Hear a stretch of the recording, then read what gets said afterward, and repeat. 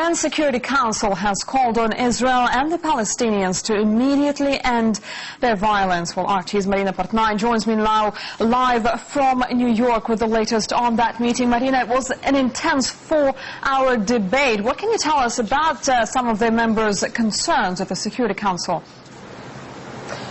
Well, I can tell you that somewhat of a united front has emerged following a long and late night diplomatic effort. The United Nations Security Council has issued a press statement following a debate, as I mentioned, that began Saturday evening and went into Sunday morning. Now, the U.S. 4-sentence recommended text calls for an immediate cease of military action in Gaza. Now, the U.S. proposed text does not mention Israel or Hamas by name, but it does call for borders in Gaza to open immediately for humanitarian assistance. Now, the UN ambassador, the U.S. ambassador rather, to the United Nations did speak to the press following this long and late night session. He did say that even the loss of one life is a tragedy, but he did mention that rockets were first fired at Israel, and Israel has the full cooperation of being prepared to defend itself.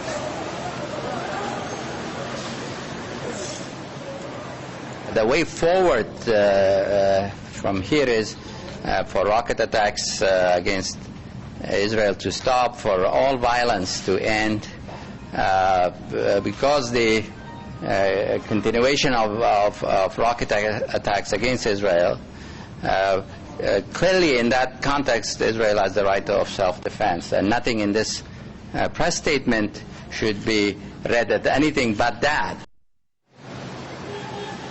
Now, Russia, we should mention, was the first Security Council member to propose a draft text, a draft press statement. It did circulate, but the Arab group did have some concerns over particular texts that referred to attacks against Israel. Nonetheless, the Russian ambassador to the United Nations, Vitaly Churkin, said that this is a strongly and carefully crafted statement, and the international community does expect the parties to adhere to what was said.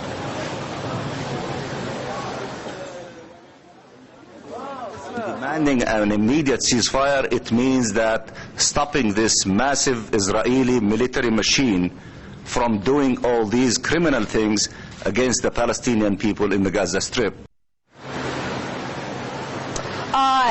And after that, you know, there were a lot of correspondents who were following the story. There were dozens of us there.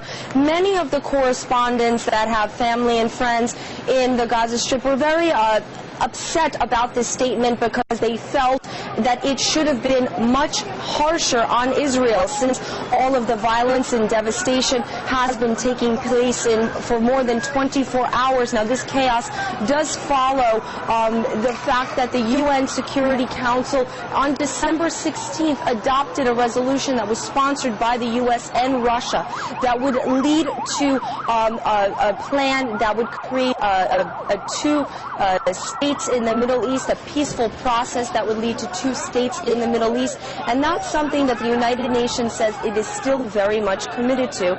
And Russia says that it's something that it's still going to be working on and focusing on. But of course, peace needs to be established in the region first. The message is going to be heeded very carefully by the parties, which will stop the bloodshed and which will help improve the humanitarian situation and economic life in Gaza, which will restore calm and full and provide the conditions for further efforts for the Israeli-Palestinian settlement. Now, tireless efforts were put forth this weekend in New York City, but the non-binding statement that the Security Council has put forth is not the end of the situation. This is something that needs to be implemented by the parties right now that are at war, and it is only that the Palestine and Israel, if they come to some kind of consensus where the world would see all this violence and aggression eventually come